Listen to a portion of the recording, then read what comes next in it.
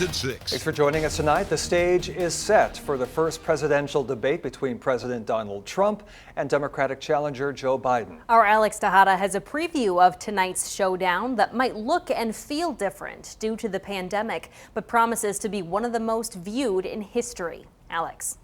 Tom, Caitlin, due to COVID-19 precautions, the candidates will not shake hands. There will be fewer audience members and no media spin room. Despite the changes, the stakes remain extremely high.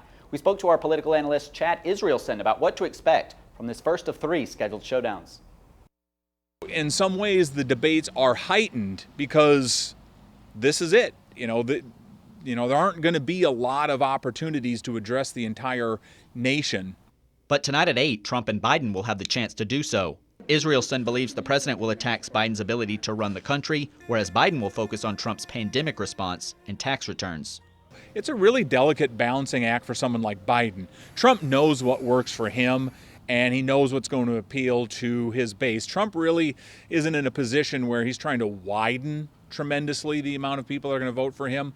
Israelson says that while recent polls have Biden in a better position overall, the final result may come down to just a few voters in a few swing states.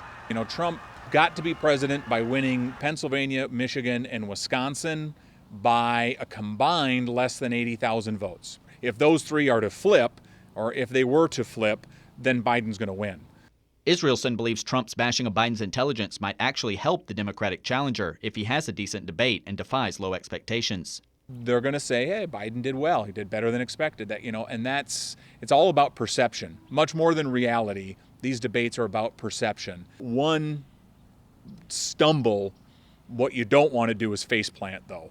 While the 3 debates will have a part to play in both candidates' campaigns, the RCTC professor warns of a potential October surprise that has in the past caused an additional twist just before the election. There's one thing, at least one thing that we aren't counting on that is going to happen that is going to impact this election. At least one thing. And this year, I wouldn't be surprised if it's 3 or 4. Israelson says he believes Biden stands a better chance of flipping Pennsylvania, Michigan, and Wisconsin blue from red than Trump does of changing states that voted Democratic last election to his side. However, if Trump can gain these states, Israelson points to 2 potential gains: Virginia and one state that has not voted red since 1972, Minnesota. Also spoke to Minnesotans and visitors from around the Midwest about what they do expect and do not expect from tonight's debate. For my online schoolwork homework, we have to watch the debate tonight at 8. A visitor from Chicago, she'll be watching with her mother in their hotel room. Excited, won't miss it. Absolutely. Trump fan. I believe that he is an honest man. I like what he says. He does what he says. Others are less excited. I don't have a lot of thoughts. There's no expectations whatsoever. So what would he want to see? What their policies were instead of bashing each other, you know what I mean? I'm sick and tired of just child's play, you know what I mean? I just want real, actual debate, not some argument. And as for the issues people care about? Black Lives Matter. I think that that's a big thing, so police brutality. I think the environment is very important to our economy, state, and everything, you know, right?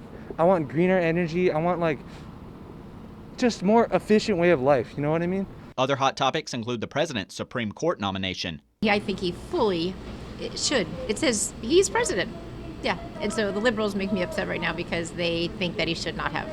As well as the pandemic response. And I think it's just been blown out of proportion so that the liberals just take control. Many minds have already been made up. However, many are still on the fence. I don't really like, either side. I don't think anyone really does.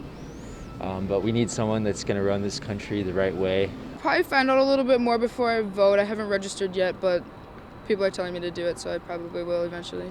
Whatever happens in the debate likely won't do much to heal some of the deep divides in this country. We used to be united. Now we're kind of one way or the other, and nobody's friends. And I noticed that with my own friends. They see I post something about Trump, they delete me. Again, the debate begins at 8 o'clock tonight. You can watch it right here on KTTC. The second and third debates will be held October 15th and 22nd, respectively. Reporting live in the studio, Alex Tejada, KTTC News. Thanks, Alex. Congresswoman